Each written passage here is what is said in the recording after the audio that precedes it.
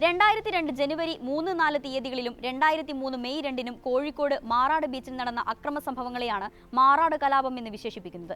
2024 May 1-ാം തീയതി മാറാട് നടന്ന അക്രമ സംഭവങ്ങൾക്ക് 21 വർഷം തികയുന്നതിന്റെ പശ്ചാത്തലത്തിൽ ഈ വിഷയകമായി നടന്ന മാധ്യമ ചർച്ചകളിലെ ഭാഷാ പ്രയോഗങ്ങളിലെയും ആഖ്യാനങ്ങളിലെയും ഇസ്ലാമോഫോബിയയെ വിശകലനം ചെയ്യുകയാണിവിടെ. വർഗീയ സംഘർഷം, വർഗീയ കലാപം, ഭീകരാക്രമണം, ഭീകരത, വംശീയ ഉന്മൂലനം, ജിഹാദ് തുടങ്ങിയ പദാവലികളാണ് സംഘപരിവാറും പുരോഗമനകാരികളും പത്രപ്രവർത്തകരും മാറാടിനെ കുറിച്ച് പരാമർശിക്കാൻ ഉപയോഗിച്ചത്. ഈ പദങ്ങളൊക്കെ ഓരോ സന്ദർഭത്തിലും ഉപയോഗിക്കുന്നതിന് നിയമപരമായും രാഷ്ട്രീയമായും ഭാഷാപരമായും പരിധികളും പരിമിതികളും ധാരാളമാണ്. ഒരു സംഘർഷത്തിന്റെയോ ആക്രമണ സ്വഭാവത്തിന്റെയോ ഉദ്ദേശം, ഉള്ളടക്കം, ലക്ഷ്യം എന്നിവയൊക്കെ മുൻനിർത്തിയാണ് ഇത്തരം വാക്കുകൾ വികസിക്കുന്നത്. മെയ് 1-ാം തീയതി ബുധനാഴ്ച ജന്മഭൂമി ദിനപത്രം മാറാട് കൂട്ടക്കൊലയ്ക്ക് 21 വയസ്സ് എന്ന ആമുഖത്തോടെ ഒരു വാർത്ത പ്രസിദ്ധീകരിച്ചു. തുടർന്ന് മെയ് 3-ന് അതേ പത്രം ഇത് സംബന്ധിച്ച് 2 കുറിപ്പുകൾ കൂടി പ്രസിദ്ധീകരിച്ചു. ബലിദാനികളുടെ ഓർമ്മയിൽ മാറാടെന്നും മാറാട് തീരത്ത് നടന്നത് ഭീകരാക്രമണം എന്നുമായിരുന്നു അവയുടെ ശീർഷകങ്ങൾ. 2002 ജനുവരി 3-4 തീയതികളിലും 2003 മെയ് 2-നും കോഴിക്കോട് മാറാട് ബീച്ചിൽ നടന്ന അക്രമ സംഭവങ്ങളെയാണ് ജന്മഭൂമി ചർച്ചയാക്കിയത്. ഇതിൽ രണ്ടാമത്തെ ആക്രമണ സംഭവത്തെയാണ് ജന്മഭൂമി ഭീകരാക്രമണം എന്ന് വിശേഷിപ്പിക്കുന്നത്. 1921 ശേഷം കേരളം കണ്ട ഏറ്റവും വലിയ കൂട്ടക്കൊലയാണ് മാറാട് നടന്നതെന്നാണ് ജന്മഭൂമിയിലെ കുറിപ്പുകൾ പറയാൻ ശ്രമിക്കുന്നത്.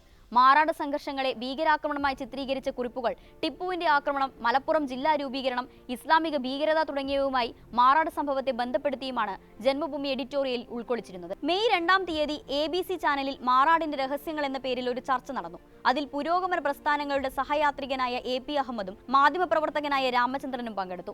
വർഗീയ ജിഹാദ് എന്ന് പറഞ്ഞാണ് രാമചന്ദ്രൻ ചർച്ചയ്ക്ക് തുടക്കം കുറിച്ചത്. മാറാട് നടന്നത് കലാപമല്ലെന്നും മുസ്ലിങ്ങൾ നടത്തിയ ആക്രമണമാണെന്നുമാണ് അദ്ദേഹം സൂചിപ്പിച്ചത്. രാമചന്ദ്രൻ മുന്നോട്ട് വെച്ച പ്രധാന നിഗമനങ്ങൾ ഇവയാണ്. 1-ാം മാറാട് കലാപം ചെറിയ സംഭവമായിരുന്നു. രണ്ടാമത്തേത് വംശീയ ഉന്മൂലനമാണ് ലക്ഷ്യമിട്ടത്. വാളും വടിവാളും ബോംബും ഉപയോഗിച്ചെങ്കിലും ബോംബ് പൊട്ടിയില്ല. കൊല്ലപ്പെട്ടവരുടെ സ്വകാര്യ ഭാഗങ്ങൾ ഛേദിച്ചിരുന്നു. മാപ്പിള ലഹളക്കാലത്ത് ഗർഭിണികളെ കുത്തിക്കീറിയതുപോലെ. പാവങ്ങളായി നടക്കുന്ന ലീഗുകാരാണ് പ്രതിസ്ഥാനത്തുണ്ടായിരുന്നത് എന്നിങ്ങനെ പോകുന്നു രാമചന്ദ്രന്റെ വാദങ്ങൾ. വെള്ളിയാഴ്ച മറ്റു തുറകളിൽ അരയന്മാർ മീൻ പിടിക്കാൻ പോകാറില്ല. അലിഖിതമായ ഫത്വയുടെ ഭാഗമാണിത്. പക്ഷേ മാറാടുള്ളവർ വെള്ളിയാഴ്ചയും കടലിൽ പോകുമായിരുന്നു. അതും ആക്രമണങ്ങൾക്ക് കാരണമാണ്. മാപ്പിള ലഹള മലബാർ സ്വതന്ത്രമാക്കാനുള്ള ജിഹാദായിരുന്നു. അതുപോലൊരു അജണ്ടയുടെ ഭാഗമാണ് മാറാടുമെന്നും അദ്ദേഹം പറയുന്നു. ABC ചാനലിൽ രാമചന്ദ്രന്റെ വാദമനുസരിച്ച് 65 കിലോമീറ്റർ നീളമുള്ള തീരദേശമാണ് വിമോചിപ്പിക്കാൻ ഉദ്ദേശിക്കുന്നത്. അതിന്റെ ഭാഗമായാണ് അദ്ദേഹം മലബാർ കലാപവുമായി മാറാടിനെ ബന്ധപ്പെടുത്തുന്നത്. 1921-ലെ വാരിയൻകുന്നന്റെ ശ്രമം മലബാർ സ്വതന്ത്രമാക്കുകയായിരുന്നു. മലയാള രാജ്യം എന്നാണ് അതിന്റെ പേരെന്ന് KT ജലീലിനെ പോലെയുള്ളവർ പറയുന്നുണ്ടെങ്കിലും അത് ശരിയല്ലെന്നും യഥാർത്ഥത്തിൽ അത് ഇസ്ലാമിക രാജ്യം ഉണ്ടാക്കലായിരുന്നുവെന്നു കൂടി രാമചന്ദ്രൻ പറഞ്ഞു. ചർച്ചയിൽ പങ്കെടുത്ത AP അഹമ്മദിന്റെ പ്രധാന വാദങ്ങൾ ഇങ്ങനെയായിരുന്നു.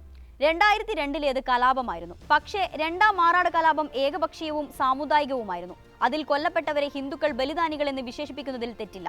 കോഴിക്കോട് ജില്ലയിൽ രാഷ്ട്രീയം വർഗീയമാണ്. മാറാടിലെ പ്രശ്നം നാദാപുരം പോലെയാണ്. അവിടുത്തെ തെങ്ങുകയറ്റ തൊഴിലാളികൾ ഈഴവരായിരുന്നല്ലോ.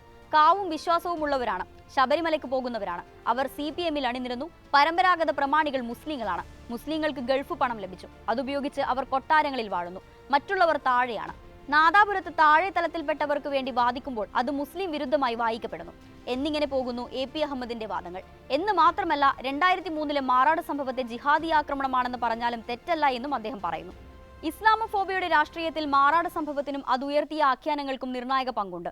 മുസ്ലിങ്ങൾക്കും മുസ്ലിം സംഘടനകൾക്കുമെതിരെ തീവ്രവാദ മതമൗലികവാദ ആരോപണങ്ങൾ 1980-കൾ മുതൽ നിലവിൽ വന്നിരുന്നെങ്കിലും ഭീകരവാദ ആരോപണം രൂപം കൊള്ളുന്നതിൽ ഈ സംഭവം വലിയ പങ്ക് വഹിച്ചു. ആഗോളതലത്തിൽ 2001 സെപ്റ്റംബർ 11-ന് ശേഷമുള്ള രാഷ്ട്രീയ സാഹചര്യമായതുകൊണ്ടുകൂടിയാവണം ഈ ആരോപണം ഇത്തരത്തിൽ വികസിച്ചതെന്ന് വേണം അനുമാനിക്കാൻ. ഇന്ന് നാം കാണുകയും അനുഭവിക്കുകയും ചെയ്യുന്ന ഇസ്ലാമോഫോബിക് ആരോപണങ്ങൾ ഈ രൂപത്തിലെത്തുന്നതിന് പിന്നിലും മാറാട് അനന്തരാഖ്യാനങ്ങൾക്ക് പങ്കുണ്ട്. ഈ ആഖ്യാന നിർമ്മിതിയിൽ സംഘപരിവാറിന്റെ പങ്ക് വ്യത്യസ്തമാണ്. അതിന്നും തുടരുന്നു.